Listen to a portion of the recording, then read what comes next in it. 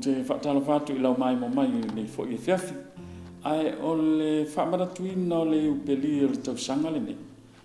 Ma le toi tepa I tua. Ia, o le ua tāpena mai le matanga luenga whangaloa. I le lātou por kalame fo I sa whaanga solo e whaamamalu I nai le tausanga o le upeli. O le whaamoe le nei. Sa awa I atu iai le talenga tui pea ato mio tui pea. Ia, mal tatou au whainga luenga wāpu e na mai o le lātou por kalame. Ai alo mai lau mai moa.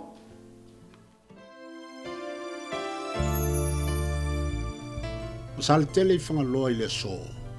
O lo ua pati pati ai le mtanga luenga whangaloa I tupulanga televou. Ia le aso po o le tausanga le nei o lo whanga solo o le iupeli. Ma le tua foi o le matua o le iupeli o le nei tausanga le kalesia. Ia o le malanga sā o le whamoe moe. Lafo le taula o le whamoe moe I le tua malonu whina ngalo e whapa ia le tātou.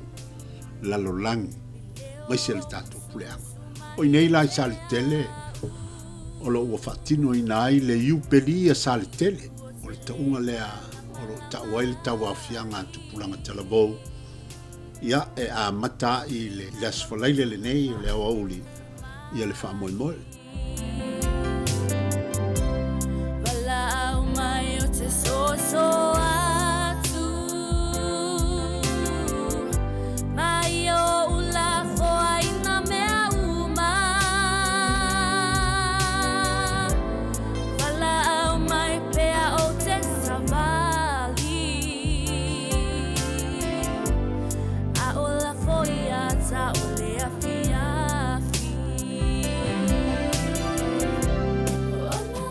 A matale whamoe moe o le mtanga luenga.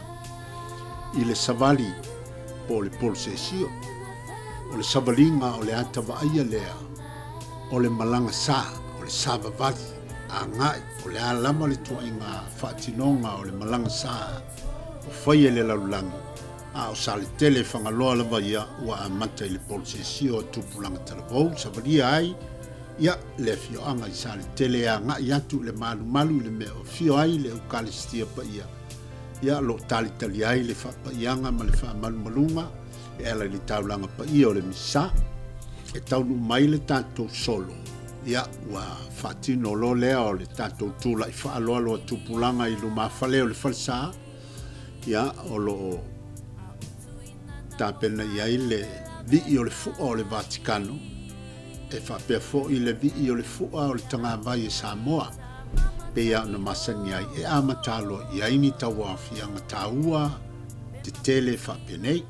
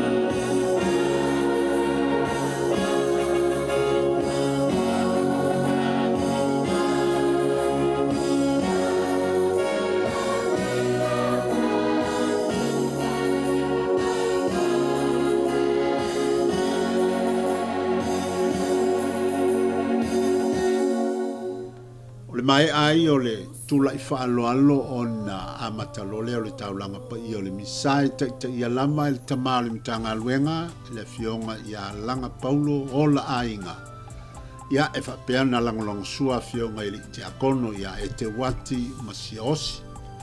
Ia e whapefo ili ngā lulu e whatasi so tau au, ma le au whai ngā luenga ma whalitua i le wha tinonga le taulanga pa i o le misa. O fionga le tua na wholafula ina lava, ma e wholafula ina e tupulanga wa tofa ina mo whaitauma. Ia ona malele ai lea o le fionga i le li ti akono ia e te wati o ane e whaima fonga fo i moli molia le fionga le tua.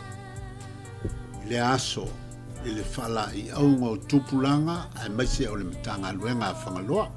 Tupulanga talavou whangaloa ta ua i o le upo le atua mo tātou de ni aso. I whatia wa sola. Waso ia sa tala noa o tātou tua ama mātua. Tala noa i le langa. Tala noa i le aupa ia, ma le au angel. Sa fia foi o tātou tua au ma vai atu e tala noa ma fefe i le afi i fedi. Au ni tangata foi sa latu au maia se fe au o te tala le lei e to i loto ma nganga o le kalisia. Ma le atunu ma le puleanga. Ma fuo le tala noa tua a yaso iai. I baenga i ora sofuanga whale nganga. Wa mea o le tala noa mai Yesu.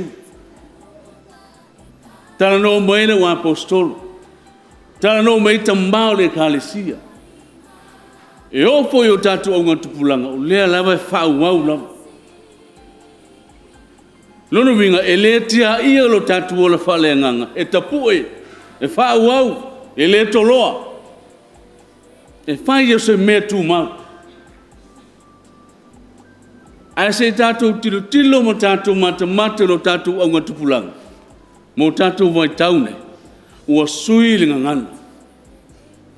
Ua sui le langi le lalolangi. Ua sui le ola whaale nganga le ola whaale tino.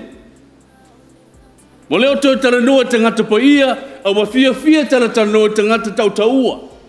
Longo ama le matautia. Te ngata mau oloa, mau mea, mei o tātou tara noa ai.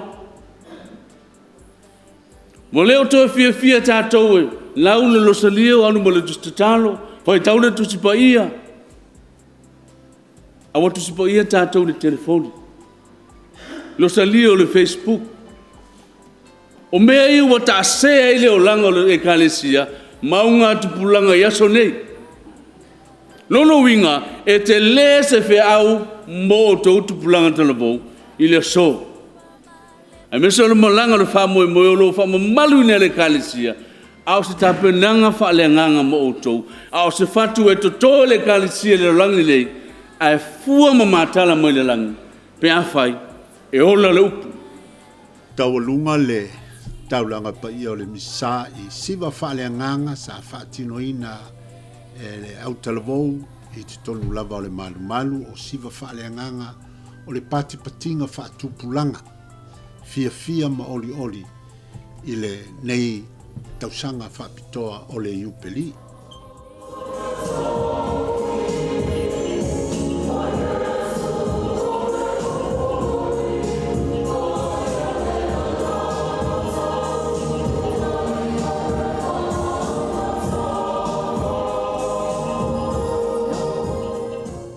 Ona so oilea ma nisio finangalo faalia sa fisiningi ai tupulanga o le mitanga luenga ia pole aso la to finangalo pe yes taua o le malanga sa o le iupeli mo lantou au le afo i se winga mo lantou tupulanga Io se o ngata ua ia te au mala au talavou i le mafutanga le nei wa fai ia e whaatupula ia ma whaolala ina i le ola whaaleanganga tupulanga talavou ai mai se o le mai tauina fo i o le nei vai taimi wa le asa le tele o le whaafitauli ai avele nei mafutanga ta ua e Teti mai ai le whaamalisi au le au whaingaluenga le atua e ala le whaamalisi au le anganga ai maise o le tūlanga i le tū whaletino ina ia tā ua ia i tū mai ai ia te mātou tupulanga talavou. O le alo silfia i le matua o le aso, ma le niwai aso. Whai mai o le malanga sā mo le wha moe moe. O le ase winga mo tupulanga. Ia o malanga sā o le wha moe moe, i o le koe whakasia leo, koe au whai mea o kupulanga talavou, o au aunga mo le ali. Se aunga o le nei mawhitanga ia te au. Na ia wha tuputupula ia I peale o la wha tuatua. Ma le wha tāua ina I leo le o loo o langa wha tupulanga talavou. Wa tele na sawa leo leo langa le nei taimi. Ia wa tele foi whana wa la matia ma afia o la tau soifua. Ona o whainga le li ele lalulangi. Ai o le tāua o le mawhitanga a le tupulanga talavou wa whangaloa I le nei afiafi o lo whapeona whai nei saltele. Ina ia tau mawhai ina ia maua le whanau le ola fia au na mo le ali. Fia au na mo Yesu taimi uma a wane Yesu tamai titi me be angwata me se lava taimi o misa ia to anga o le lotu ia mafuta I pokalama uma lava tupulanga talavou. O ka ua mo kupulanga. Ka ua mo exkoe ka pupe mai o langa kupulanga. Ia whapenga o ngā kaumamao aku mare kalesia. Ke leo kupulanga ia wa kaumamao ese mare kalesia. A mea leo, o ngā leo lea mawhukanga ngei. Ia leo kaumwhai koe au mai kupulanga o ka ase. Koe mai koe whaafou leo langa. Ia kaumwhai kulei. Ia eola ma ave wha moe peo ele aunga reu peri o ringe kausang. Le tawalunga lea ina ua sa noa le fionga le tia kono ia si o se whai ma. Sui o tamā le au whai ngā luenga. Ia ole li inga whapena on fo I le atua. Ia ilo nā lofa malonanga lei o mwhai ai o na whatau nuina manuia. Ia le wha moe o nei matanga luenga. Ia e ala le mawhitanga tupulanga talavou. Ia ole anganga ole mawhitanga. Ia ole wha malu nā atili, ia ole nei tausanga, ole iupeli, ole malanga sā, ole wha moe. Ia male tapu e ina, alum whanau ole nei mtanga luenga. Ia ele ngata I to whinga I tonu ole ainga, ole nuu. Ia e maise lava I to whinga ole lotu. Ina ia whapenao na whao Sofia moe aluanga whanau. Ia inisi e whapenao na tali e wale wala au. Ia I to whinga ole kalesia. Ia tawalunga le I le saunoanga. Ale li pule o le mitanga aluenga po le tamā le mitanga aluenga le fionga ia pantele langa paulo o la ainga ia nana moli ai foi mani mau mani langi soifua o le tala le lei o le yupeli ai saltele ia o le fuka sa ia kau e unga ia whangau al makanga aluenga ia inga ia ngangau ko finga o le karisia ai pe ia fo yonga silafia I kangaruenga ia whangaloa kasi nge makangaruenga lai kikia mako whaiar kala o lele lai kikia e mai vai pakere ngi ko lao pakere vikariango pakere la faele vikaere la faele ia pakele luisa gele pakele mareko ia pakele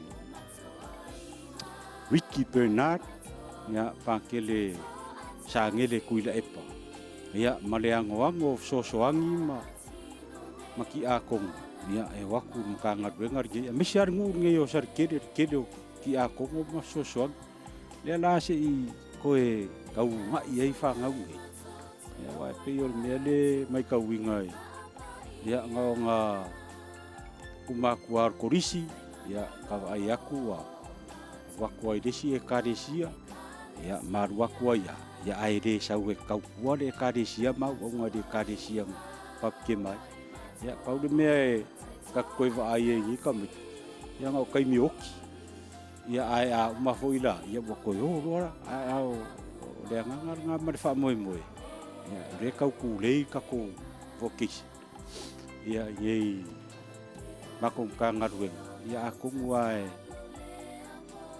whaosia moe aruanga ia I lako ia ni kausanga ole wha moe ia inga ia kari aku de wala au ore kua e vea ma au ngai langa fio ma le kala le lei ia o le mitanga lea o le fionga ia pa te le langa mai lava ilona ainga o tolu ia te ia pe a sao lau tau mai tau pa te le Nicolao le usolo ntama pa te le Vitaliano o la ainga o lo nauso e matua ia te ia mai ia sao noa pa te le e o maita inga o le polkalame ma le wha moe moe a le asoli nei na te tala aloa ia ai ia le tupulanga telavou a whangaloa i nei le malu ma le nofuanga i sali tele i le fioanga i sali tele ia le nei wha moe moe tāua ia tālusia i alu ma le mana le wha moe moe o pantele ma pionga i te akono ma le pa ia le au whainga luenga ma whaletua i na ialo ma whanau o le mitanga luenga i be lava una whaafonga ia i li saunoanga pantele